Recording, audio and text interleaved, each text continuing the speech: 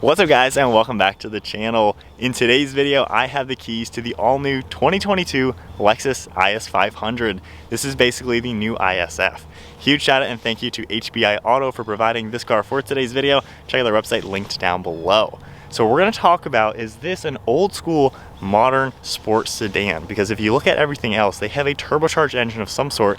This car is kind of old school with a naturally aspirated 8-cylinder engine. Now, if you want to see a full detailed review video on this, I will have that linked down below that Mike just filmed with it. But this car is a super cool looking gray. I love the style of it. It is so razor sharp with all the new designs from Lexus. If we check out the interior, we get some black and gray leather and Alcantara. You can see the Alcantara on the door panel with stitching down below. You get a really cool gray wood trim accent. And then two-tone seats with perforated Alcantara in the center, and then all the black smooth leather all around. This is a really nice looking car. You also get wood trim on the top of the steering wheel, F Sport on the bottom of the steering wheel as well. Then let's go ahead and pop this hood to see what we got here. Being a naturally aspirated V8, this is what kind of makes this car much different than the competition. You know, the BMW M3 is going to be probably the biggest rival that's going to have an inline twin turbo 6-cylinder engine. So this is a naturally aspirated 5-liter V8 with 472 horsepower. I believe the M3 is like 450 or something like that. So then if we make our way to the rear, I love how the new rear end looks. You can see how the LED taillights connect. You got a wing up there. And we had the classic exhaust tips kind of in that staggered form. I love the staggered look to them. Not everybody may not like it, but I think it definitely looks pretty cool.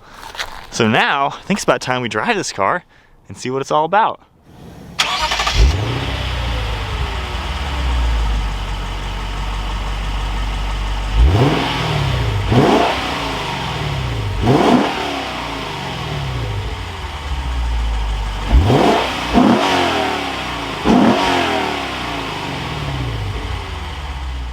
Alright, so it is now time to drive the IS500. I keep wanting to call this an ISF just because that's what it was always named, and they just kind of did the 500, so that's the new name for it. But normal driving, getting my bearings, we are in the normal drive mode. It's a nice, comfortable Lexus, which of course it should be. I think the MSRP is around 80 grand or something like that. Pretty roomy in here, nice and comfortable to sit in. And these seats are really nice. I love how sporty they are. They fit nicely. Bolsters are pretty good as well. And I love the wood on the top of the steering wheel. It's a nice little touch.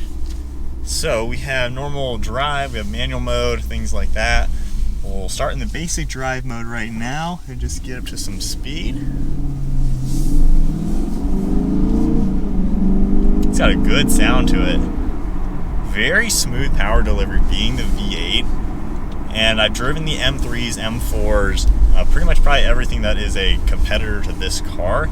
And with this one being a V8, which nothing has that anymore, nothing has naturally aspirated 8-cylinder engines like this. This is just so smooth the way it is. And normal driving now, it's so quiet and refined. Hitting the brakes, they do a really good job as well. I don't really think this feels as performance oriented compared to an M3 though, to be quite honest. But it feels like just a nice kind of toned down luxury car. So now into manual mode.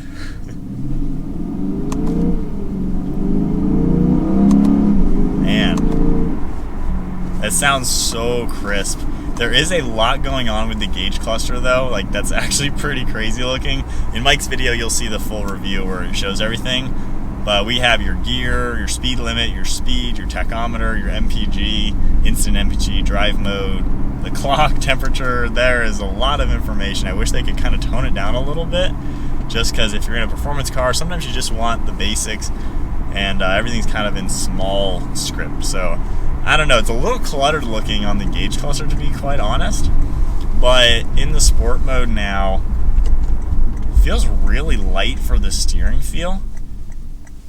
And it doesn't feel too heavy slowing it down.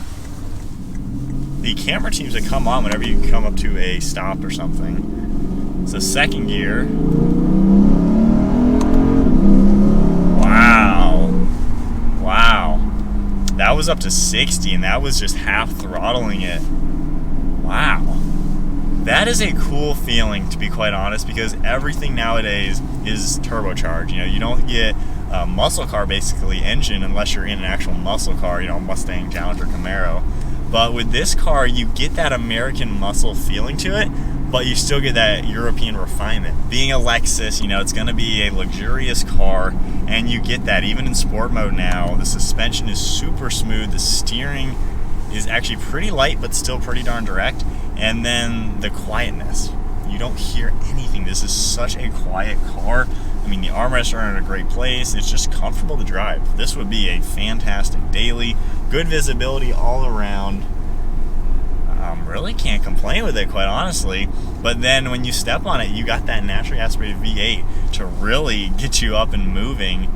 And I think that's a cool selling point to this car, just because while everything's going to that turbocharged way, the new school way of doing it, smaller engine with turbos, this car is sticking with the old school way of having just a big old V8, and it's all about the performance and just that old school feeling, which is really cool.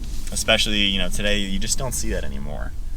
So we'll get up to some speed now, still in sport and manual mode. Second gear. Wow. That is a quick car.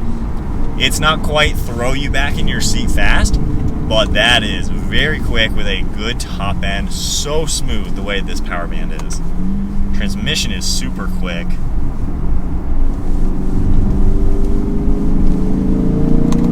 The steering, I will say, it could be sharper. I don't know if there's a steering mode that I'm not in. I don't see anything. So we're in the normal sport mode. I feel like the steering might be a little delayed feeling. It could be heavier, it could be a little bit better. But other than that, though, it feels really flat on its toes when you're in the hard turns. And it does handle really nicely, really smooth power delivery. I think with this car, you're really paying for the power band. The fact that this car is just all about a smooth V8 engine. Another sharp turn coming up. Yeah, that's my only complaint, is the steering could be better. I think the M3 is much sharper in steering. But nonetheless, though, it's a nice car to cruise in. You got that luxury refinements to it, but then the motor's probably the biggest selling point. We'll test out a 3-point turn. I do like the transmission. I think they did a really good job giving it a lightning quick transmission. And then all the camera systems too. You know, that keeps it nice and clear view of everything.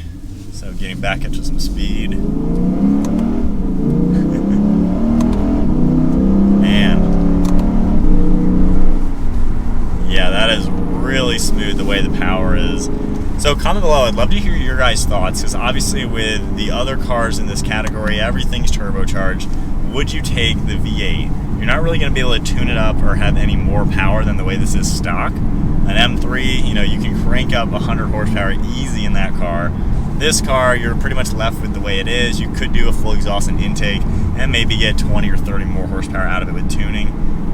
But with this car, it's all about just kind of, take a step back from the other cars and you kind of get to relax in this car, but then have that type of engine. Sounds so good. It's kind of like a muffled Mustang of some sorts. Another sharp turn. Steering's pretty good. I just wish it was a little bit tighter. But overall, seems like a pretty good package. I think I really like the fact that it is super luxurious and comfortable to drive. It doesn't really feel like some crazy high-performance sedan. Maybe that's why it's not called the ISF. Maybe they're trying to keep it a little bit on the tame side. Gosh, it sounds so good.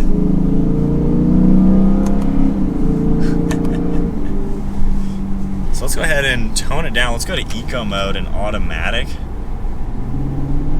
You still get the V8 sound when you give it some gas, which I like that. Sport mode. I don't know how much of the sound is piped in through speakers or something like that, but it does kind of give you that old school feeling to where you are hearing that engine.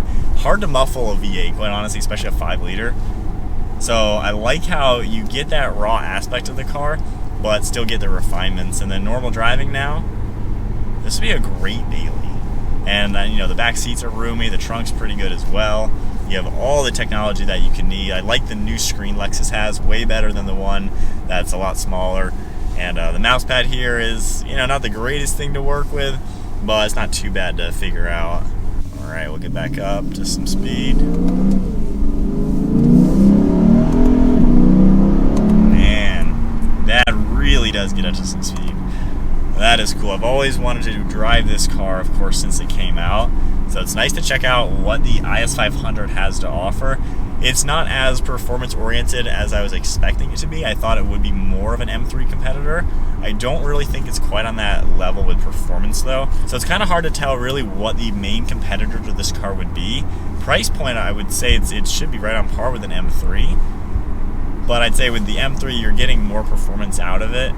This car, you're getting, I guess really the big selling thing, like I said, is just that naturally aspirated V8, the feeling of a more simple car. You still get plenty of performance. This thing is really quick, good transmission, good braking. So I think this, you just get a completely different type of drive than an M3. But I think that's it then for the 2022 Lexus IS500. This is definitely the old school sedan in a modern market. Cool car for sure. Huge shout out and thank you to HPI Auto for providing this car for today's video. Check out their website, linked down below. If you enjoyed the video, give it a thumbs up, hit that subscribe button, and I'll see you guys in the next video.